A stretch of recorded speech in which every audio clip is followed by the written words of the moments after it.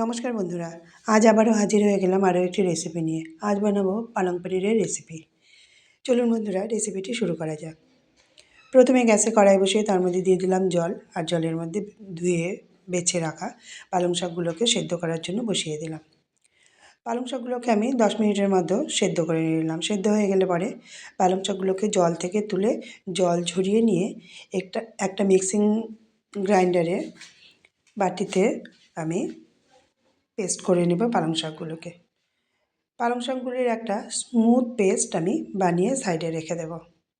অন্যদিকে গ্যাসে আবারও কড়াই বসিয়ে দিয়েছি, আর কড়াইয়ের মধ্যে দিয়ে দিলাম তেল, আর একটা রসুন কুচনো দিয়ে দিলাম, দুটো পেঁয়াজ কুচনো, আর দুটো টমেটো কুচিয়ে রেখেছিলাম সেই টমেটোটাও দিয়ে দেব, আর দুটো কাঁচা লঙ্কাও দিয়েছি, আর 2-3 টুকরো আদা দিয়ে আমি একটু লবণ আর হলুদ দিয়ে একটু ভাজা ভাজা করে নেব।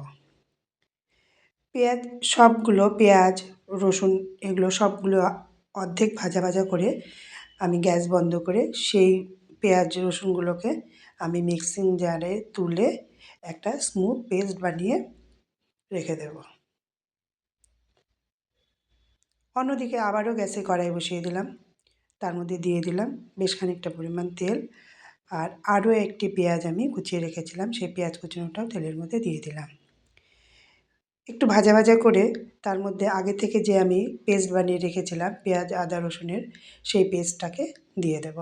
সেই পেস্টটা দিয়ে কিছুক্ষণ আমি নাড়াচাড়া করে নেব, আর তার মধ্যে দিয়ে দেব স্বাদ মতো লবণ, পরিমাণ মতো হলুদ, আর 1 চামচ ধনে গুঁড়ো, 1 চামচ শুকনো লঙ্কা গুঁড়ো, আর স্বাদ অনুযায়ী আমি একটু মিষ্টিও দিয়ে দেব। সবগুলি দেওয়ার পর আমি মশলাটাকে বেশ খানিকক্ষণ সময় নিয়ে কষিয়ে নেব।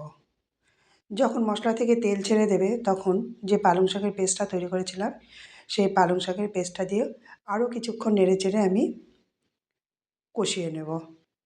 কষানো হয়ে গেলে পরে আমি তার মধ্যে আগের থেকে যে পনিরগুলোকে কেটে রেখেছিলাম কিউব করে সেই পনিরগুলোকে দিয়ে দেব। পনিরগুলোকে দিয়ে আরও কিছুক্ষণ ফুটিয়ে নিয়ে আমি নামিয়ে নেব।